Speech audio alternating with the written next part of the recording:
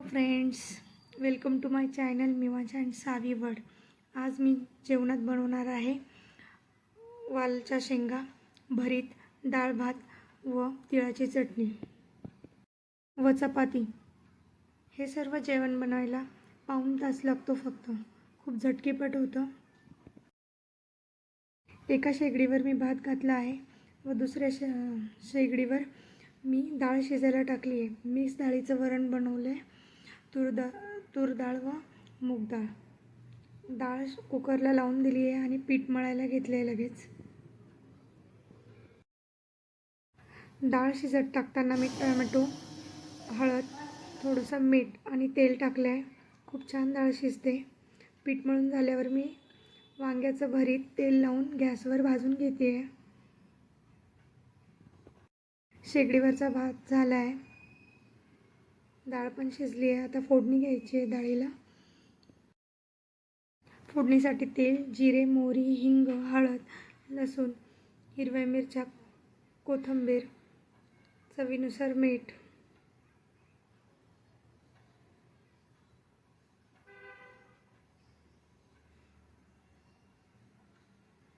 खूप छान लागते अशी डाळ मिक्स डाळ बनवल्यावर. एकदा नक्की ट्राय करा.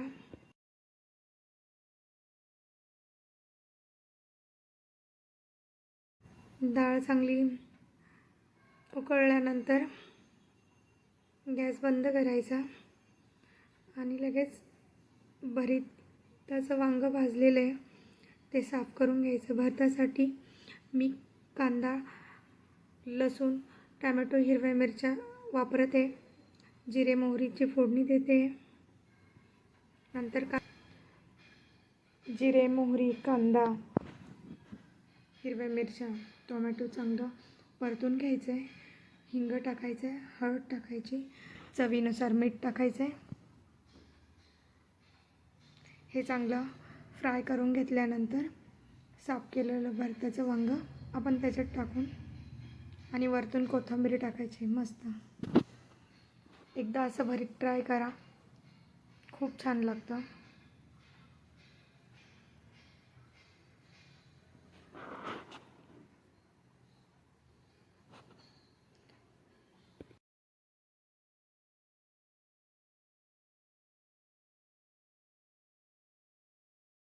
वांग्याच्या भरतात कोथिंबीर थोडी जास्त टाका. कोथिंबीरीमुळं भरिताची चव अजून वाढते आणि खूप छान चव लागते.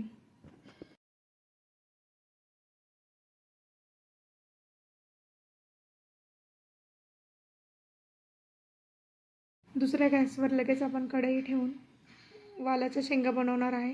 त्यासाठी तेल, जिरे मोहरीची फोडणी, लसूण, कांदा, कढीपत्ता टाकून चांगलं परतून घ्यायचं. नंतर त्यात टोमॅटो टाकायचा आणि मी कांद्यात नेहमी थोडंसं मीठ टाकते, चिमूटभर का होईना.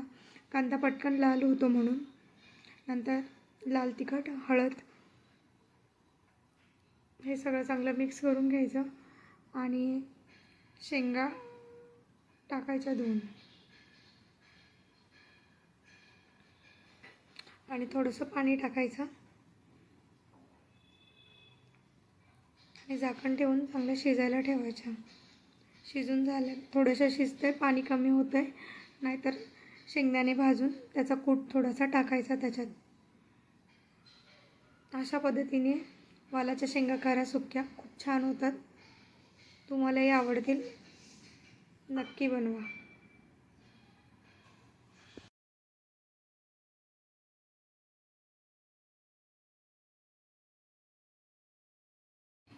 आणि शेंगांमध्ये वरतून थोडीशी कोथिंबीर टाका.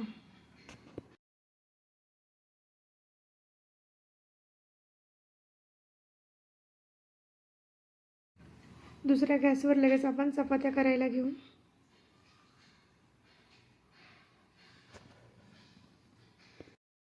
या स्वयंपाकाला फक्त पाऊण तास लागतो.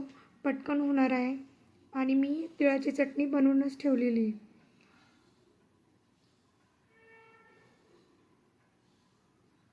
रेसिपी चॅनलवर आहे.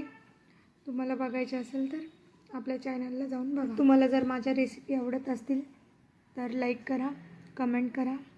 थँक्यू.